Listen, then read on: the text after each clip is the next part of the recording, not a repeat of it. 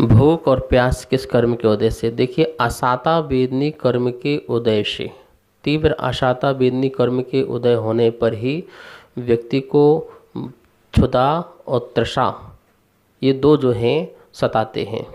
भूख लगती है और प्यास लगती है, और इसमें सहायक कर्म जो है मोहिनी कर्म और वीर्यांतरय कर्म। वीर्यांतरय कर्म की मतलब शक्ति, और मोहिनी कर्म मतलब इच्छा। इच्छा भी होती है।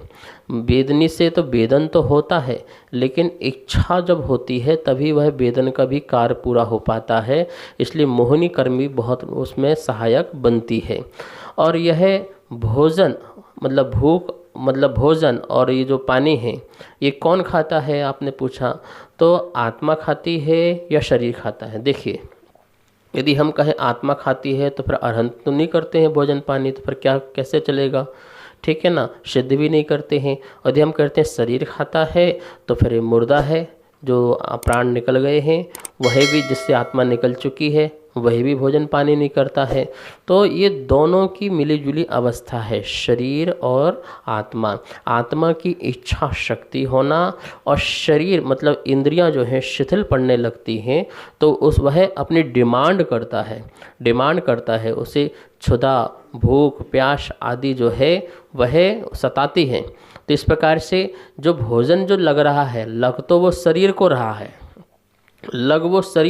है, लेकिन जो कैसे लग रहा है, आत्मा जब इच्छा करती है तो आत्मा क्या खाती है? आत्मा तत्संबंधी राग द्वेष खाती है। क्या खाती है? भोजन नहीं खा रही है, तत्संबंधी राग द्वेष।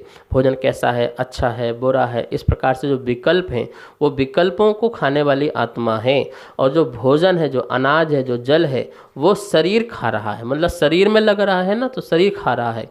और उसमें भोजन में को रस रूप बनाना, उसको मांस रूप बनाना, उसको हड्डी रूप बनाना, इसमें शक्ति किसकी लग रही है? इसमें शक्ति आत्मा की लग रही है। आत्मा की शक्ति के बिना कोई भी ना हड्डी बन सकती है, ना रस बन सकता है, ना खून बन सकता, ना मल बन सकता, मांस कुछ भी नहीं बन सकता, कुछ भी नहीं बन सकता। आज का वैज्ञानिक सोचे कि एक बूंद खून बना के दिखा दे, तो बना नहीं सकता है वह। जब तक उसमें आत्मा की शक्ति न लगे तो वह पुद्गल भी वह ब्लड रूप परिवर्तित नहीं हो सकता है। ठीक है, तो भोजन पानी निश्चित ही जो है वो शरीर को लग रहा है आत्मा की शक्ति के कारण, पर आत्मा भी अपना कार्य कर रहा है, राग द्वेष के विकल्प कर रहा है। तो इस प्रकार से शरीर और आत्मा की यह मिली जुली अवस्था है। इसलिए हम ये कह सकते हैं कि आत्मा भी खा रही है और शरीर भी खा रहा है। दोनों को कह सकते हैं, आत्मा विकल्प खा रहा है और शरीर भोजन को ग्रहण कर रहा है। तो इस प्रकार से असाता वेदनी कर्म का जितना जितना तीव्र होगा उतनी उतनी ज़्यादा भूख लगेगी, उतनी ज़्यादा भूख लगेगी।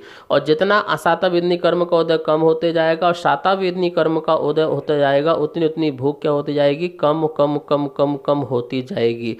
तो जो ज़्यादा खा रहे हैं तो इसका समझना कि असाता वेदनी कर्म बहुत बड़ा उदय चल रहा है, मोहिनी कर्म का उदय भी बहुत चल रहा है। और जिनको बहुत न, जैसे बोलते कि देवलोग हैं, तो देवलोगों को क्या है, कितने वर्षों में मात्र सोचने मात्र से उनका भोजन हो जाता है। तो इस प्रकार से साता में कम, असाता में अधिक।